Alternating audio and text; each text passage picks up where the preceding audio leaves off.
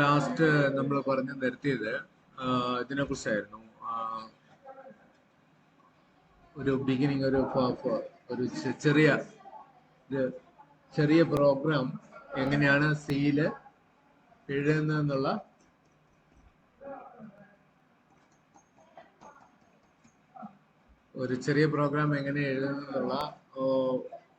ഇതായിരുന്നു നമ്മൾ ഡിസ്കസ് ചെയ്തിരുന്നത്. അപ്പൊ അതില് എങ്ങനെയാണ് അത് ചെയ്യുന്നതെന്നുള്ളത് നമ്മൾ കണ്ടു. ഇത് നമുക്ക് സാധാരണഗതിയിൽ ഒരു പ്രോഗ്രാമിംഗ് ലാംഗ്വേജ് പഠിക്കുമ്പോൾ പറഞ്ഞു കൊടുക്കുന്ന കാര്യങ്ങൾ എന്ന് പറഞ്ഞാൽ അക്ഷരമാല. ലാംഗ്വേജ് എന്ന് പറയുന്നത്, programming language is A language. നമ്മൾ ലാംഗ്വേജ് പഠിക്കുമ്പോൾ ആദ്യം അക്ഷരമാലയാണ് പഠിക്കുന്നത്. അതാണ് അടുത്തതായിട്ട് നമ്മൾ ഇവർക്ക് പറഞ്ഞു കൊടുക്കുന്നത്. അപ്പൊ അത് നിങ്ങൾക്ക് അറിയാം. നിങ്ങള് ബുക്ക് എടുത്ത് പരിശോധിച്ചിട്ടുണ്ട് എന്ന് വിചാരിക്കുന്നു. ബാലഗുരുസ്വാമിയുടെയോ അല്ലെങ്കിൽ ഏതെങ്കിലും ബിഗിനിങ് ലെവൽ സി പ്രോഗ്രാമിംഗ് ബുക്കുകൾ എടുത്ത് പരിശോധിച്ചാൽ നമുക്ക് ആ അക്ഷരമാല ക്രമങ്ങൾ ഒക്കെ അറിയാൻ പറ്റും. ഇതിനകത്ത് എന്തൊക്കെ ക്യാരക്ടേഴ്സ് ഉപയോഗിക്കാമെന്നുള്ളതാണ് അടുത്തായിട്ട് ഞാൻ പറഞ്ഞു കൊടുത്തത്. അങ്ങനെ പറഞ്ഞു കൊടുത്ത സമയത്ത് നമ്മൾ just share screen.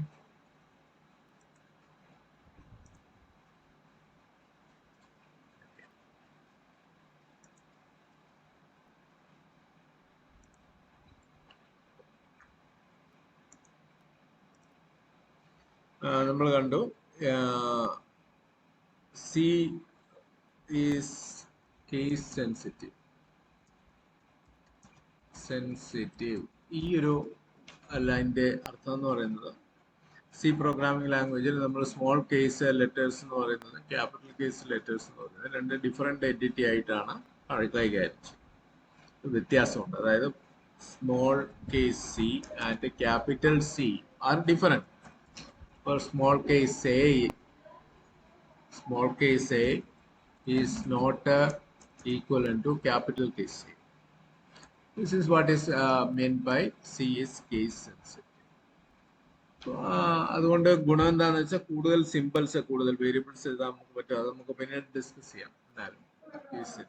So we have the alphabet as A to Z characters and another letters as A to Z capital, then digits 0 to 9.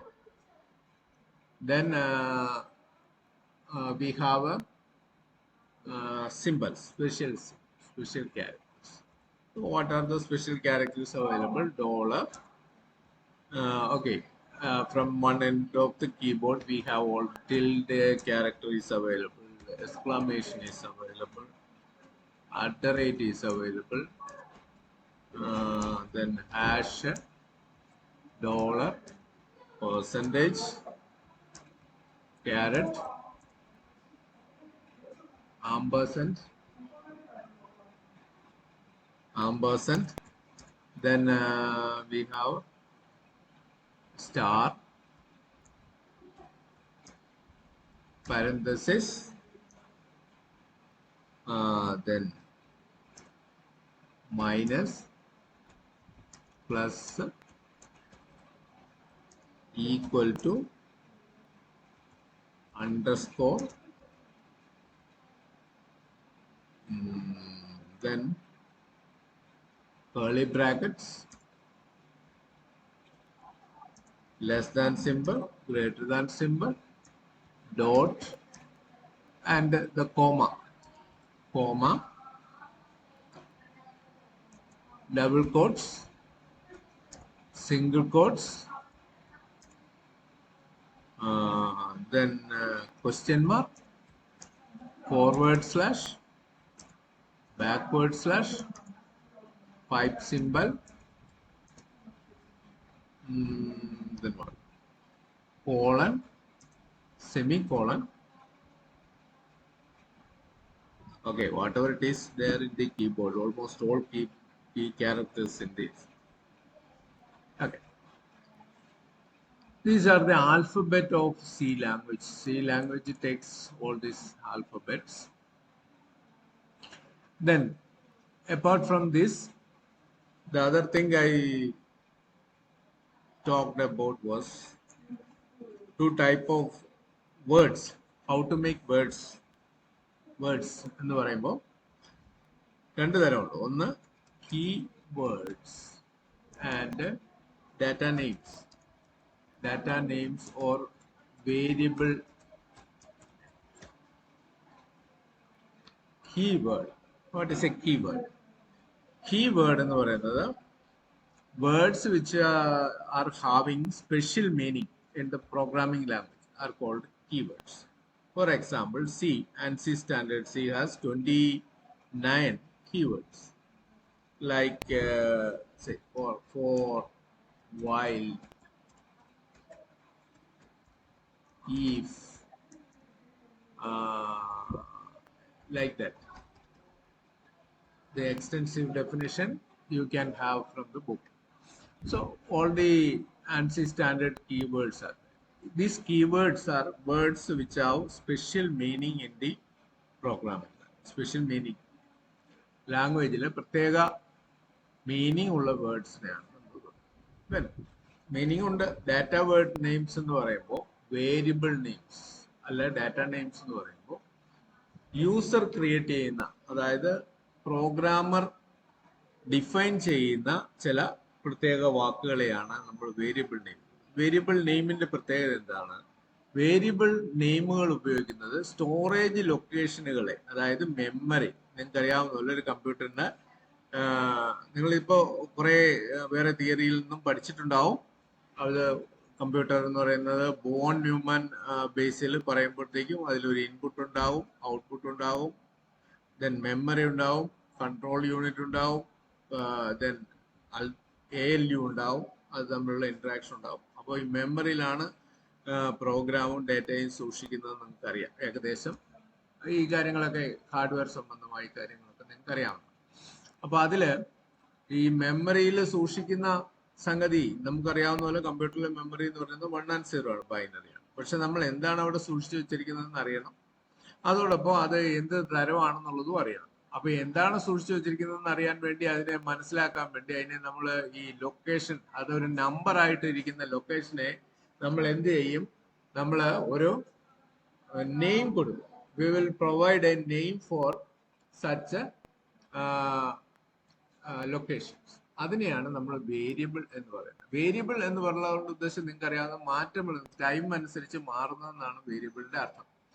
അങ്ങനെ ടൈം അനുസരിച്ച് മാറുന്ന വേരിയബിൾ എന്ന് പറയുമ്പോൾ അതിന്റെ അർത്ഥം എന്താണെന്ന് ചോദിച്ചാൽ, നമ്മൾ അതിലേക്ക് ഓരോ സമയത്തും ഓരോ കാര്യങ്ങൾ സ്റ്റോർ ചെയ്യും.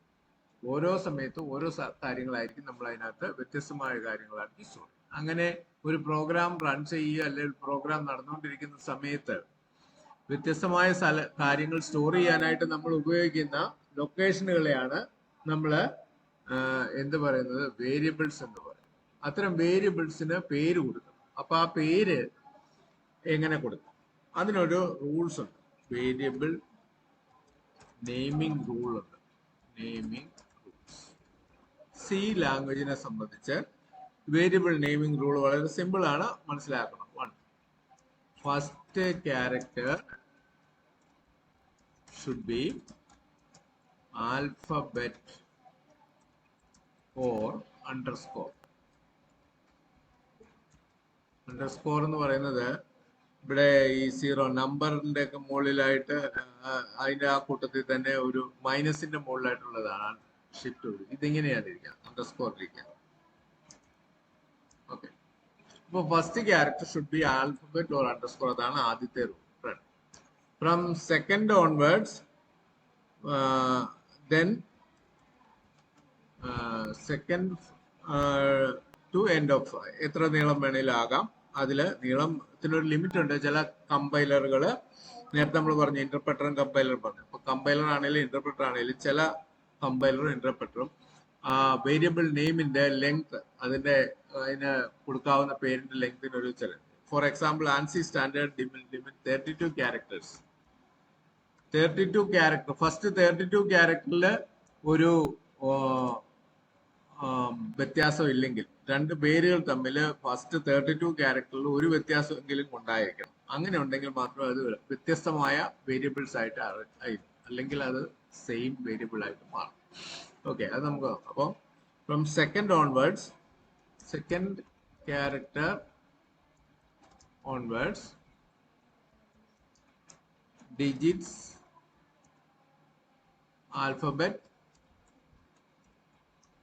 or underscore can be used. ഒരു വാണിംഗ് അല്ലെങ്കിൽ ഒരു റൂളിംഗ് എന്ന് പറയുന്നത് avoid using keywords as variable name. അത് പറ്റില്ല. ഫോർത്ത് ഡയറക്ഷൻ എന്ന് പറയുന്നത്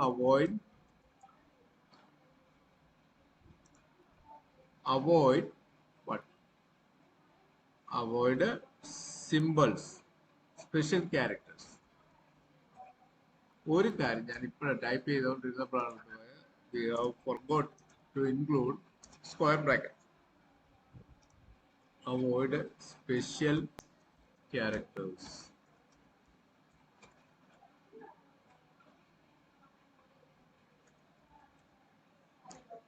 in variable name. Basically the 4 റൂളുകളാണ് applicable ആയിട്ടുള്ള വേരിയബിൾ നെയിം. വേരിയബിൾ എന്താണെന്ന് നമ്മൾ പറഞ്ഞു, ഒന്നുകൂടെ നമ്മൾ ഐറ്ററേറ്റ് ചെയ്യാം, കാരണം അതും കീവേഡ്സുമായിട്ട് കൺഫ്യൂസ് ചെയ്യരുത്. വേരിയബിൾ എന്ന് പറയുന്നത് നമ്മള് പ്രോഗ്രാമിൽ നമുക്ക് ചിലപ്പോൾ ചില വാല്യൂസ് ഒക്കെ സ്റ്റോർ ചെയ്ത് വെച്ച് പ്രോസസ് ചെയ്യേണ്ടതായിട്ട് വരും. ടെമ്പററി ആയിട്ട് സ്റ്റോർ ചെയ്യണം, അല്ല ചിലത് സ്ഥിരമായിട്ട് സ്റ്റോർ ചെയ്യണം, പ്രോഗ്രാം തീരുന്നവരെ ഉണ്ടാവണം. അങ്ങനെ നമുക്ക് ഡേറ്റ സ്റ്റോർ ചെയ്ത് വെക്കാൻ മെമ്മറിയിൽ ഉപയോഗിക്കുന്ന ലൊക്കേഷനുകളെ, മെമ്മറിയുടെ ലൊക്കേഷനുകൾക്ക് സാധാരണ ഒരു നമ്പറാണ് കൊടുക്കുന്നത്. അതിന് പറയുന്ന പേര് അഡ്രസ് എന്നാണ്, മെമ്മറി അഡ്രസ്. ആ മെമ്മറി അഡ്രസ് ഒരു നമ്പറാണ്. സാധാരണഗതിയിൽ ആ നമ്പർ റെഫർ ചെയ്ത് നമുക്ക് പ്രോഗ്രാം എഴുതാൻ വലിയ ബുദ്ധിമുട്ടാണ്. നമ്മൾ ഇംഗ്ലീഷ് ലാംഗ്വേജ് ലൈക്ക് ആക്കാനാണ് ശ്രമിക്കുന്നത്, അപ്പോൾ അങ്ങനെ ചെയ്യാനുണ്ട്.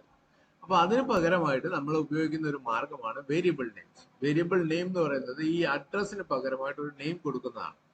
അഡ്രസ്, മെമ്മറിയിലുള്ള ലൊക്കേഷന് പകരമായിട്ട് ഒരു പേര് കൊടുക്കുന്നതാണ്. പേര് കൊടുത്ത് വിളിക്കുന്നതിനാണ് നമ്മൾ വേരിയബിൾ നെയിം എന്ന് പറയുന്നത്. അങ്ങനെയുള്ള വേരിയബിൾ നെയിം എഴുതാൻ ഉള്ള റൂളാണ് ഈ 4 വേരിയബിൾ സി. അപ്പൊ ഇത്രയും കാര്യങ്ങളാണ് അവരോട് നേരത്തെ പറഞ്ഞത്. ദെൻ സ്റ്റേറ്റ്മെന്റ്സ്, സ്പെഷ്യൽ കാര്യങ്ങളൊക്കെ പറഞ്ഞു.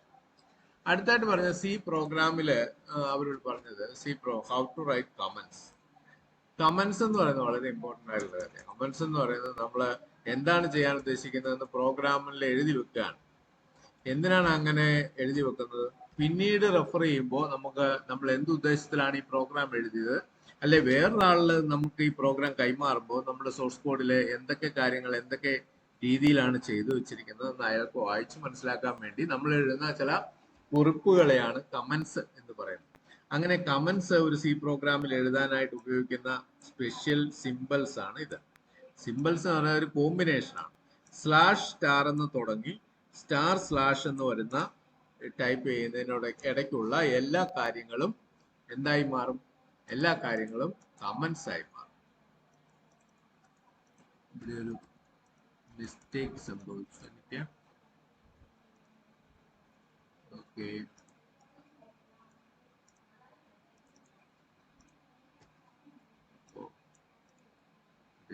നമ്മള് ഇതിന്റെ ജാം സ്ക്രീൻ ഷെയറിംഗില് നമ്മുടെ ഇങ്ങനെയല്ല റൈറ്റ് ചെയ്യാൻ ഉദ്ദേശിച്ചത്, ടൈപ്പ് ചെയ്യാൻ ഉദ്ദേശിച്ചത്. പക്ഷെ അത് സ്ക്രീൻ മാറിയിട്ട് ടൈപ്പിംഗ് ഇത് മാറി വേറൊരു റൈറ്റിംഗ് മോഡിലേക്ക് പോയി. അതുകൊണ്ടാണ്. ഓക്കെ, ഇവിടെ എന്താണോ നമ്മൾ ടൈപ്പ് ചെയ്തത് അതാണ് നമ്മൾ പ്രോഗ്രാമിൽ കമന്റ് ആയിട്ട് ഉദ്ദേശിക്കുന്നത്. അപ്പൊ ഇത് ഓർത്തിരുന്നാൽ മതി. ഇതിങ്ങനെ ഒരു /***/ കണ്ടാൽ അതിന് എഴുതിയിരിക്കുന്നത്. ഇതിന് പ്രോഗ്രാം ബൈനറി ആക്കുമ്പോൾ, അതായത് കമ്പൈലർ നമ്മൾ എഴുതിയ പ്രോഗ്രാമിനെ ബൈനറി ആക്കി മാറ്റുമ്പോൾ ഇത്തരം കമന്റുകൾക്ക് യാതൊരു വിലയുമില്ല. വിലയുമില്ല എന്ന് പറഞ്ഞാൽ അത് ബൈനറി ആയിട്ട് മാറ്റപ്പെടുന്നില്ല. അതായത് ബൈനറി ആപ്പെടുന്ന പ്രോഗ്രാമിൽ ഇത് കാണത്തില്ല. പകരം കോഡിന്റെ പോർഷൻ മാത്രമേ ഉണ്ടാവൂ. അപ്പൊ അതാണ് നമുക്ക് അതിൽ പറയാനുള്ളത്. നമുക്കിനിയും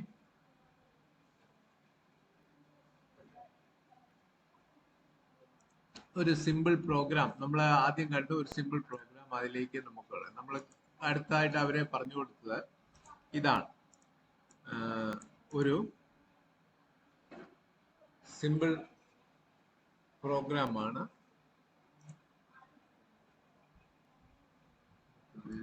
ക്ലിയർ ചെയ്യുന്നുണ്ട്.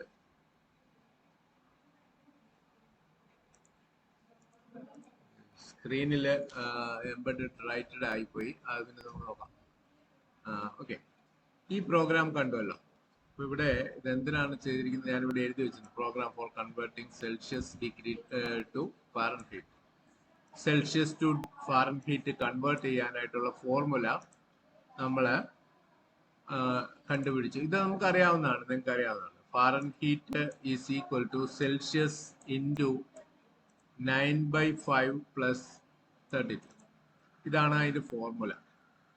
അപ്പൊ ഇത് കാൽക്കുലേറ്റ് ചെയ്യാനായിട്ട് നമ്മൾ എഴുതിയ സ്റ്റെപ്സ് ഓർ അൽഗോരിതം എന്ന് പറയുന്നത് എന്തൊക്കെയാണ് നമുക്ക് ചെയ്യാൻ ഒരു പ്രോഗ്രാമിൽ ചെയ്യേണ്ടതെന്നുള്ളത് നമ്മളിങ്ങനെ അക്കമിട്ട് നിരത്തുകയോ അല്ലെങ്കിൽ ഫ്ലോ ചാർട്ട് എന്ന് പറഞ്ഞ ടെക്നിക്ക് വഴി ഒരു ഗ്രാഫിക്കൽ മെത്തേഡിൽ കളങ്ങളും ചതുരവും ഒക്കെ വരച്ച് അങ്ങനെ എഴുതുന്ന രീതിക്കാണ് ഫ്ലോ ചാർട്ടിംഗ് എന്ന് പറയുന്നത്. രണ്ടിൽ ഏതിലായാലും അത് ഉദ്ദേശിക്കുന്നത് ഈ പ്രോഗ്രാം എങ്ങനെ വർക്ക് ചെയ്യും, എങ്ങനെയാണ് അതിന്റെ സ്റ്റെപ്സ് എടുക്കേണ്ടത് എന്നുള്ളതിനെ കുറിച്ചുള്ള രൂപരേഖയാണ് നമ്മൾ അൽഗോരിതം അഥവാ ഫ്ലോ ചാർട്ട് എന്ന് പറയുന്നത്. ഫ്ലോ ചാർട്ടിംഗ് സിമ്പിൾസിനെ കുറിച്ച് വേറൊരു ക്ലാസ്സിൽ നമുക്ക് പറയാം. പോസിബിളി പൈത്തൺ പഠിക്കുന്ന സമയത്ത് അത് പറഞ്ഞിട്ടുണ്ടാവും എന്ന് വിചാരിക്കുന്നു. ഏതായാലും സ്റ്റെപ്സ് അൽഗോരിതം എന്ന് പറയുന്നത് നമ്മൾ ഈ രീതിയിൽ ഓരോന്നോരോന്നായിട്ട് ചെയ്യുമ്പോഴാണ് ഇതിന്റെ ഔട്ട്പുട്ട് അല്ലെങ്കിൽ നമ്മൾ ഉദ്ദേശിക്കുന്ന ഫലത്തിലേക്ക് പ്രോഗ്രാം എത്തിപ്പെടുന്നത് എന്നുള്ളതാണ്. അപ്പൊ അതിനകത്ത് നമ്മൾ പറഞ്ഞു ടെമ്പറേച്ചർ യൂസറിൽ നിന്ന് റീഡ് ചെയ്യുക, get temperature in Celsius from, then formula ഉപയോഗിച്ച് ഫാരൻഹീറ്റിലുള്ള കമ്പ്യൂട്ടേഷൻ നടത്തുക, എന്നിട്ട് കിട്ടുന്ന റിസൾട്ട് ഔട്ട്പുട്ട് യൂസറിന് കാണാവുന്ന വിധത്തിൽ സ്ക്രീനിലേക്ക് വെക്കുക. ഇതായിരുന്നു ഏറ്റവും സിമ്പിൾ ആയിട്ടുള്ള പ്രോബ്ലം നമ്മൾ ചെയ്ത. അപ്പൊ അതില് നമ്മൾ ഇത് ഒരു സ്റ്റേറ്റ്മെന്റ് ഉണ്ട്, ഇതിനെ പ്രീ പ്രോസസർ ഡയറക്ടറി എന്ന് പറയുന്നു. ഇതിന്റെ അർത്ഥം നമ്മൾ ഇതിനകത്ത് ചില ഫങ്ഷൻസ് യൂസർ ഈ ലൈബ്രറി ഫങ്ഷൻസ് എന്ന് പറയും. അതായത് സി കമ്പൈലർ എഴുതിയവർ തന്നെ നമുക്ക് കുറച്ച് ലൈബ്രറീസ് ഫ്രീ ആയിട്ട് തന്നിട്ടുണ്ട്, കുറെ സൗകര്യങ്ങൾ കുറെ. അല്ലെങ്കിൽ നമ്മൾ ഇത് ഇങ്ങനെ ഒരു സ്ക്രീനിലേക്ക് ഒരു മെസ്സേജ് അയക്കണമെങ്കിൽ കുറച്ച് വളഞ്ഞ വഴി ഒരുപാട് കോഡ് എഴുതേണ്ടി വരും. അതിനു പകരമായിട്ട് നമുക്കത് യൂട്ടിലിറ്റി എന്നുള്ള പോലെ നമുക്ക് വേണ്ടി കുറച്ച് സാധനങ്ങൾ കമ്പൈലർ റൈറ്റ് ചെയ്ത ആൾക്കാർ തന്നിട്ടുണ്ട്. അത്തരം ഫംഗ്ഷനുകളെ നമ്മൾ പറയുന്ന പേരാണ് library functions. Library function, library. അവ യൂസറിന് പ്രോഗ്രാമറിനെ എപ്പോ വേണേലും എടുത്ത് പ്രയോഗിക്കാൻ പാകത്തിനുള്ള സംഗതിയാണ് ഈ ലൈബ്രറി ഫംഗ്ഷൻസ്. അപ്പൊ അത്തരം ലൈബ്രറി ഫംഗ്ഷൻസ് ഉപയോഗിക്കുമ്പോൾ ഒരു പ്രശ്നം, സി ലാംഗ്വേജിന്റെ നിബന്ധന പ്രകാരം ഒരു കാര്യം ഉപയോഗിക്കുന്നതിന് മുമ്പ് അത് ഉപയോഗിക്കാൻ പോകുന്നു എന്നുള്ള ഡിക്ലറേഷൻ കൊടുക്കണം. ലാംഗ്വേജിന്റെ ഒരു നിബന്ധനയാണ്. അതായത് ഒരു കാര്യം ഉപയോഗിക്കുന്നതിന് മുമ്പ് ഒരു ഫംഗ്ഷൻ ഉപയോഗിക്കുകയാണെങ്കിൽ അത് ഉപയോഗിക്കുന്നതിന് മുമ്പ് അതിന്റെ ഡിക്ലറേഷൻ കൊടുക്കും.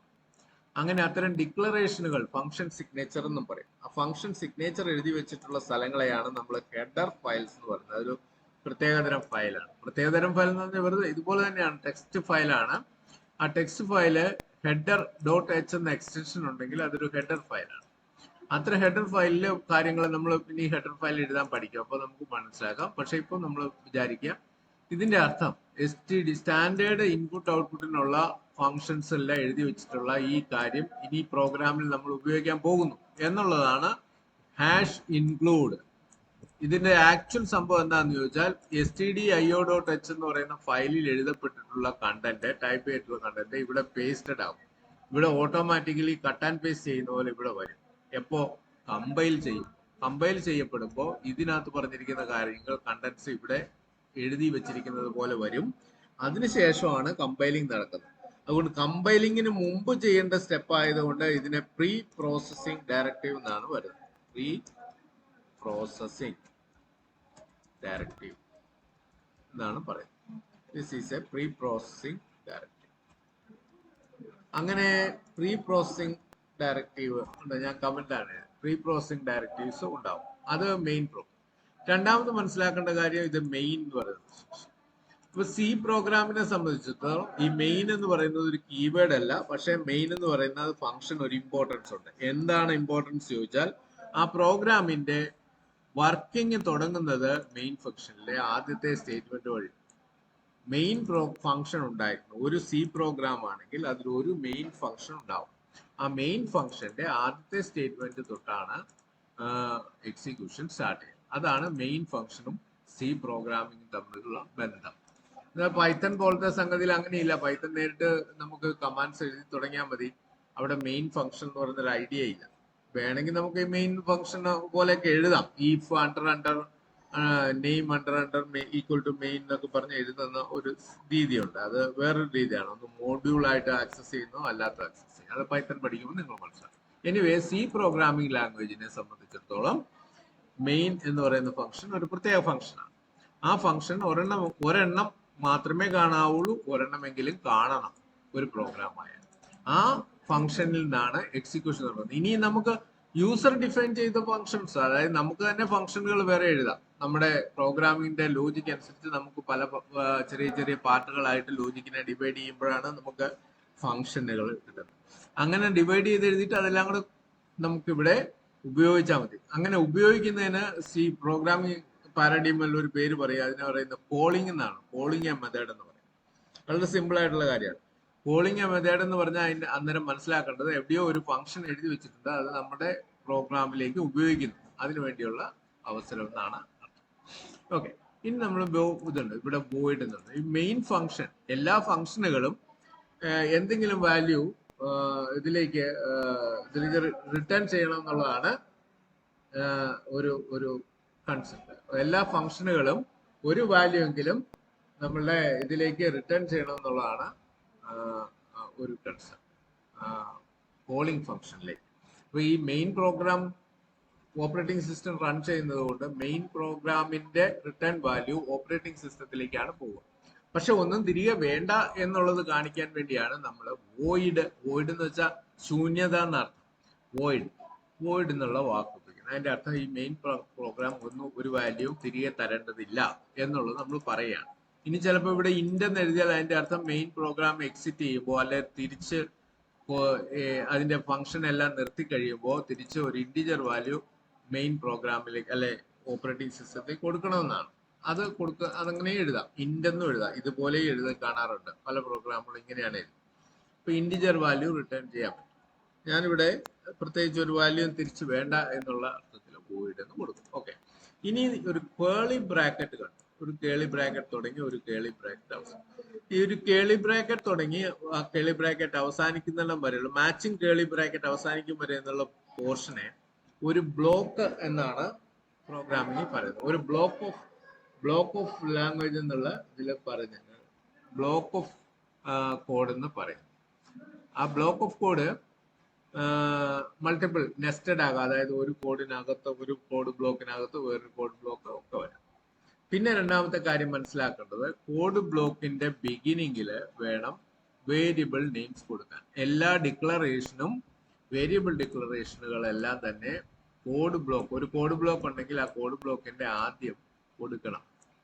ഇനി അതിന്റെ അർത്ഥം ഈ സി എന്ന് പറയുന്നതും എഫ് എന്ന് പറയുന്നതുമായ വേരിയബിളുകൾ താഴേക്ക് വരുന്ന പ്രോഗ്രാം പോർഷനിൽ ഉപയോഗിക്കാൻ പോകുന്നു എന്നുള്ളതാണ്. അതിന്റെ നിർദ്ദേശം കൊടുത്തിരിക്കുകയാണ്. ഇത് ആക്ച്വലി കമ്പൈലർ ചെയ്ത് കൊടുക്കുമ്പോൾ എന്താ സംഭവിക്കുന്നത് ചോദിച്ചാൽ, ഫ്ലോട്ട് സി എഫ് എന്ന് കാണുമ്പോൾ ഫ്ലോട്ടിംഗ് പോയിന്റ്, ഇതൊക്കെ നമ്മൾ പറഞ്ഞാണ് പലതരത്തിൽ ഡാറ്റ ടൈപ്പിനെ കുറിച്ചാണ് സംസാരിച്ചത്. നമ്മൾ പറയാം, ഡാറ്റ ടൈപ്പുകളെ കുറിച്ചും പ്രൈമറി ഡാറ്റ ടൈപ്പുകളെ കുറിച്ചും ഒക്കെ സംസാരിച്ചിരുന്നു. അതിന്റെ ഒരു വീഡിയോ ഉണ്ട്, ഞാനത് നിങ്ങൾക്ക് ഷെയർ ചെയ്യാം. കാരണം രണ്ടാമത് റിപ്പീറ്റ് ചെയ്യുന്നതിൽ വളരെ സിമ്പിൾ ആയിട്ടുള്ള കാര്യങ്ങളാണ്, എന്നാലും നമുക്ക് മനസ്സിലാക്കേണ്ട കാര്യങ്ങളാണ്. അപ്പൊ അതും ഞാൻ ഷെയർ ചെയ്യും. ഓക്കെ, ഇപ്പൊ ഫ്ലോട്ട് എന്ന് പറയുന്നത് ഫ്ലോട്ടിംഗ് പോയിന്റ് നമ്പർ എന്ന് പറഞ്ഞാൽ ഏറ്റവും ചുരുക്കമായിട്ട് പറഞ്ഞാൽ 123.56 അല്ലെ 1000.678 എന്നൊക്കെ പറഞ്ഞുള്ള ഫോർമാറ്റിൽ ഒരു ഡോട്ട് ഡെസിമൽ പ്ലേസ് കഴിഞ്ഞിട്ട് പിന്നെ ഡിജിറ്റ്സ് പറയുന്ന തരത്തിലുള്ള നമ്പറുകളെയാണ് ഫ്ലോട്ടിംഗ് പോയിന്റ് നമ്പേഴ്സ് എന്ന് ജനറലി പറയുന്നത്. Floating point numbers, fractional number. അപ്പൊ അത്തരം ഫ്ലോട്ടിംഗ് പോയിന്റ് നമ്പേഴ്സ് സ്റ്റോർ ചെയ്യാനായിട്ടുള്ള ഒരു സൗകര്യം സിയിലുണ്ട്. അപ്പൊ അതിനുവേണ്ടിയാണ് നമ്മൾ പറയുന്നത്. അപ്പൊ നമ്മൾ പറയാണ്, ഫ്ലോട്ടിംഗ് പോയിന്റ് നമ്പേഴ്സ് സ്റ്റോർ ചെയ്യാൻ പാകത്തിനുള്ള രണ്ട് വേരിയബിളുകൾ തരിക. രണ്ട് വേരിയബിൾ എന്ന് പറഞ്ഞാൽ നേരത്തെ ഞാൻ പറഞ്ഞു, ഇറ്റ്സ് റെപ്രസെന്റ്സ് മെമ്മറി ലൊക്കേഷനുകളെ റെപ്രസെന്റ് ചെയ്യുന്നതാണ്. അപ്പൊ രണ്ട് ലൊക്കേഷനുകൾ തരിക ഫ്ലോട്ടിംഗ് പോയിന്റ് നമ്പർ. അതിന് ഒന്നിനെ സി എന്ന് വിളിക്കുക, മറ്റൊന്നിനെ എഫ് എന്ന് വിളിക്കുക എന്നേ പറയുന്നുള്ളൂ. ഇത് പ്രോഗ്രാമിംഗ് നമ്മൾ കമ്പൈലറിനോട് മനസ്സിലാക്കും. അടുത്തത് നമ്മൾ ചെയ്തിരിക്കുന്നത് പ്രിന്റ് എഫ് എന്ന് പറയുന്ന ഫംഗ്ഷൻ ഉപയോഗിച്ചിട്ട് ഒരു കാര്യം സ്ക്രീനിലേക്ക്, ഇതിൽ നിന്ന് കുറച്ച് കാര്യം പഠിക്കാനുണ്ട്. നമ്മൾ ഡബിൾ കോഡ്സ് ഉപയോഗിച്ചിട്ട്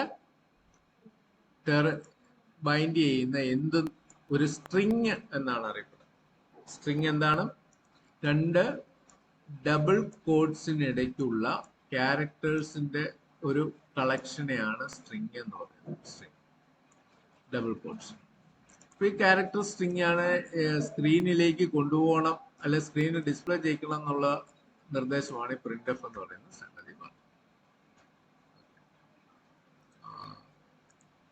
ഓക്കെ, അടുത്ത ലൈൻ എന്താ ചെയ്യുന്നത്? നമ്മൾ നേരത്തെ ഇവിടെ പറഞ്ഞു നമ്മുടെ രണ്ടാമത്തെ സ്റ്റെപ്പ് എന്ന് പറയുന്നത് get temperature in Celsius input from user എന്നാണ്.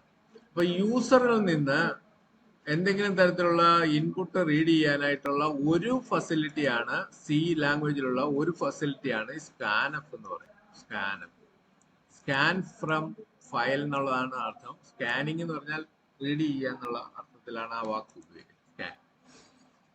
അതിന്റെയൊക്കെ മീനിനെ കുറിച്ചൊക്കെ ഒരുപാട് പറയാനുണ്ട്.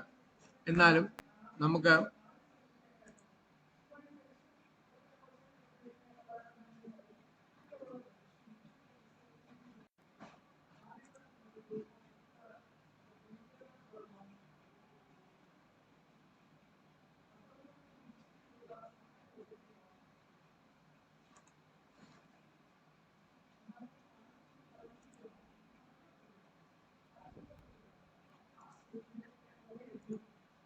എല്ലാവരും തിരികെ എത്തിയെന്ന് തോന്നുന്നു.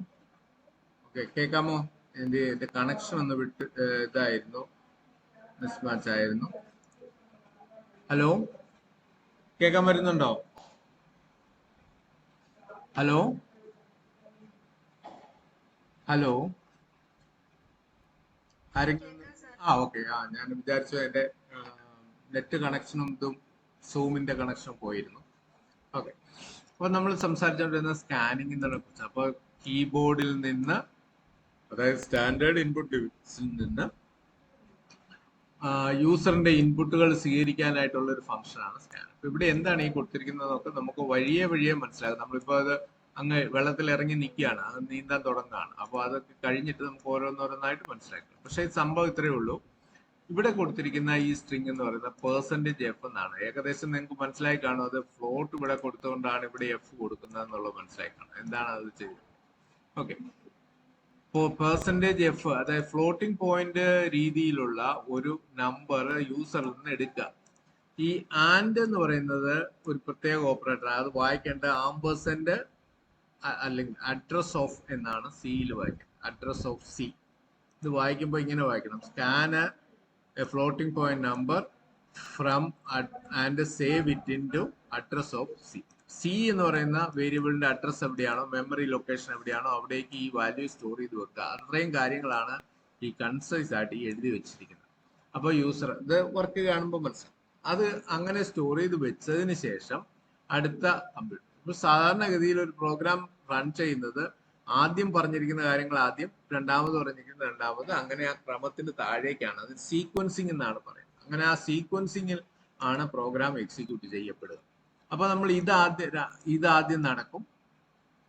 ഓക്കെ, ഇത് ആദ്യം നടക്കും. ആദ്യം വേരിയബിൾസ് ക്രിയേറ്റ് ചെയ്യും, അതിന് ലൊക്കേഷൻ ക്രിയേറ്റ് ചെയ്യും. അതിനുശേഷം ഇത് ഡിസ്പ്ലേ സ്ക്രീനിൽ വരും.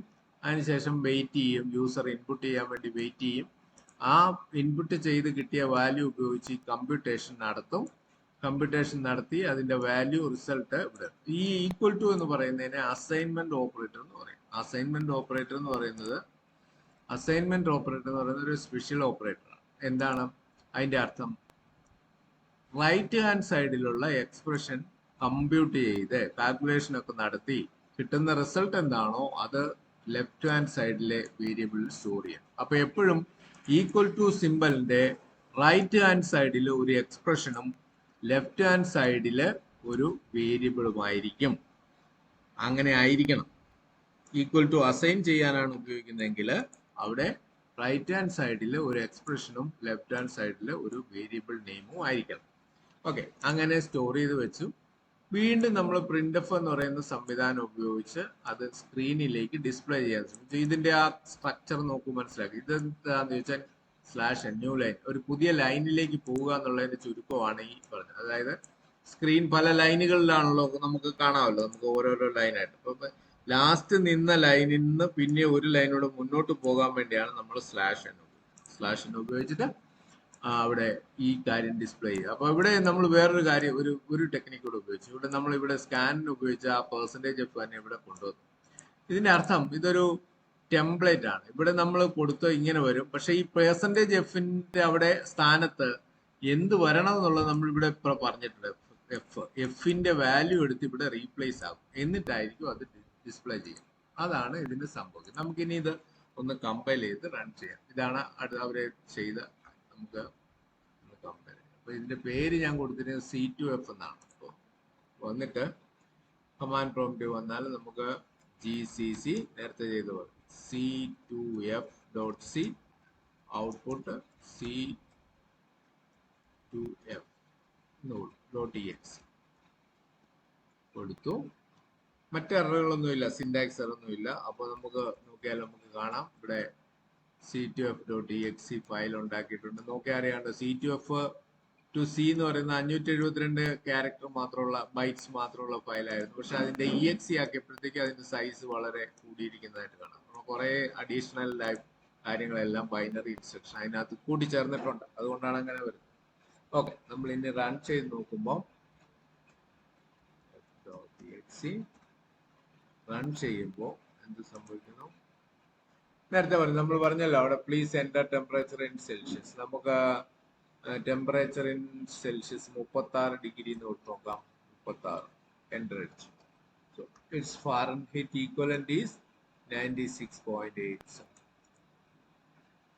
അപ്പൊ ഇത് കമ്പ്യൂട്ടേഷൻ ആണ് നമുക്ക് ഉദ്ദേശിച്ചത്. നമ്മളിപ്പോ ഒരു ചെറിയ യൂസ്ഫുൾ ആയിട്ടുള്ള ഒരു പ്രോഗ്രാം എഴുതി അതിനകത്ത് നമ്മൾ ചെയ്ത കാര്യം ടെമ്പറേച്ചർ ഇൻ സെൽഷ്യസ്, ഡിഗ്രി സെൽഷ്യസിലുള്ള ടെമ്പറേച്ചർ റീഡ് ചെയ്ത് അതിനെ നമ്മൾ ഫാരൻഹീറ്റിലുള്ള ഈക്വലന്റ് ടെമ്പറേച്ചർ ആയിട്ട് ഡിസ്പ്ലേ ചെയ്തു. അതുകൊണ്ട് ഇവിടെ ഔട്ട്പുട്ട് വന്നിരിക്കുന്ന ഭാഗം നോക്കിയാൽ നിങ്ങൾക്ക് അറിയാം. ഇവിടെ നമ്മൾ എഴുതിയ /n ഇവിടെ കാണുന്നുണ്ടോ? ഇല്ല. പക്ഷെ ഇവിടുന്ന് അത് ഒരു ലൈൻ താഴെയാണ് വന്നിരിക്കുന്നത്. അതാണ് ആ /n വർക്കിംഗ്. അപ്പോൾ ഒരു പ്രിന്റ്എഫിനകത്ത് ഒരു /n വന്നാൽ അത് എവിടെയാണോ പ്രിന്റ് ചെയ്ത് കാണുന്നത് അവിടുന്ന് ഒരു ലൈൻ താഴേക്ക് പോകും. ന്യൂ ലൈൻ എന്ന് പറയും, ലൈൻ താഴെ. എന്നിട്ട് നമ്മളവിടെ പെർസെൻറ്റേജ് എഫ് എഴുതിയ സ്ഥലത്താണ് ഈ വാല്യൂ വന്നത്. ഈ വാല്യൂ എവിടെ നിന്നാണ് വന്നിരിക്കുന്നത്? ഈ വാല്യൂ വന്നിരിക്കുന്നത് എഫിൽ നിന്നാണ്. എഫ് എന്ന് പറഞ്ഞാൽ എന്താണ്? എഫ് ഇവിടെ നമ്മൾ കമ്പ്യൂട്ട് ചെയ്ത് വെച്ചിരിക്കുന്ന വാല്യൂ ആണ്. ആ വാല്യൂ എങ്ങനെ കിട്ടി? സി റീഡ് ചെയ്തെടുത്തിട്ട്, അതായത് കീബോർഡിൽ നിന്ന് റീഡ് ചെയ്തെടുത്തിട്ട് അതിനെ ഉപയോഗിച്ച് നമ്മളൊരു കമ്പ്യൂട്ടേഷൻ നടത്തി അത് എഫിൽ സ്റ്റോർ ചെയ്ത് വെച്ചു. പിന്നീട് ആ എഫിന്റെ വാല്യൂ ഇവിടെ പ്രിന്റ് ചെയ്തു. പെർസെൻറ്റേജ് എഫ് എന്ന് പറയുന്നത് എന്താണ് ഉപയോഗിച്ചത്? ഫ്ലോട്ടിംഗ് പോയിന്റ് നമ്പേഴ്സിനെ റെപ്രസെന്റ് ചെയ്യാനുള്ള സ്പേസ് ആയിട്ടാണ് പെർസെൻറ്റേജ്. Formatting characters. എന്തോ പറഞ്ഞോളൂ. കാണുന്നില്ലേ? ഓ സോറി.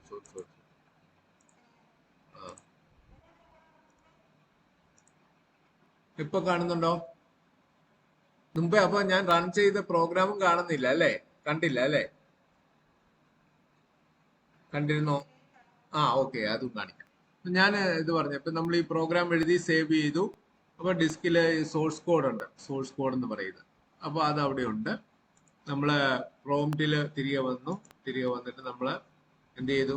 നമ്മള് പിന്നെ കൊടുക്കേണ്ട കമാൻഡ് എന്ന് പറയുന്നത് GCC. നമുക്ക് നോക്കാം, അവിടെ പ്രോഗ്രാം ഫയൽ ഉണ്ടാക്കിയിട്ടുണ്ട്. ഇവിടെ നമുക്ക് ഡിലീറ്റ് ചെയ്യാം. ഇനി നോക്കുമ്പോൾ നമുക്ക് ഇവിടെ എല്ലാം C പ്രോഗ്രാമുകൾ ഇങ്ങനെ ലിസ്റ്റ് ചെയ്തിട്ടുള്ളത്. അപ്പൊ നമുക്ക് ഈ പ്രോഗ്രാമാണ് നമ്മുടെ കറന്റ്ലി ഇൻട്രസ്റ്റഡ് ആയിട്ടുള്ളത്. അപ്പൊ അതെങ്ങനെയാ കമ്പൈൽ ചെയ്യാം? GCC പ്രോഗ്രാമിന്റെ പേര് .c എന്ന് പറയുന്നത് എന്താണ്? C പ്രോഗ്രാം ആണെങ്കിൽ അതിന്റെ എക്സ്റ്റൻഷൻ, C സോഴ്സ് പ്രോഗ്രാം ആണെങ്കിൽ അതിന്റെ എക്സ്റ്റൻഷൻ .c എന്നാണ് നമ്മൾ സാധാരണ കൊടുക്കുക. അങ്ങനെ കൊടുക്കും. ഇതൊക്കെ നിങ്ങൾക്ക് അറിയാവുന്ന സംഗതിയാണ്. നിങ്ങൾ 2-3 പ്രാവശ്യമായിട്ട് ചെയ്ത് നോക്കിയിട്ടുണ്ടാകുമെന്ന് ഞാൻ വിചാരിക്കുന്നു.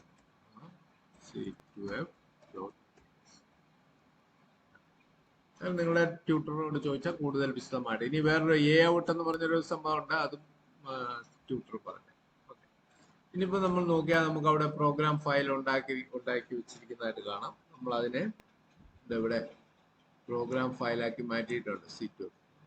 കമ്പൈലറും ഒക്കെ ആയിട്ട് റൺ ചെയ്തുകൊണ്ടാണ്. എന്തെങ്കിലും എറർ ഉണ്ടായിരുന്ന എറർ മെസ്സേജ് വന്നേനെ, പ്രോഗ്രാമിൽ എന്തെങ്കിലും തരത്തിലുള്ള എറർ ഉണ്ടായിരുന്നേ അത് വന്നേനെ. ഇനിയിപ്പോൾ C2F എന്ന് കൊടുക്കുമ്പോൾ നമ്മൾ നേരത്തെ പറഞ്ഞ പോലെ പ്ലീസ് എൻ്റർ ടെമ്പറേച്ചർ എന്നുള്ള വരുന്നു.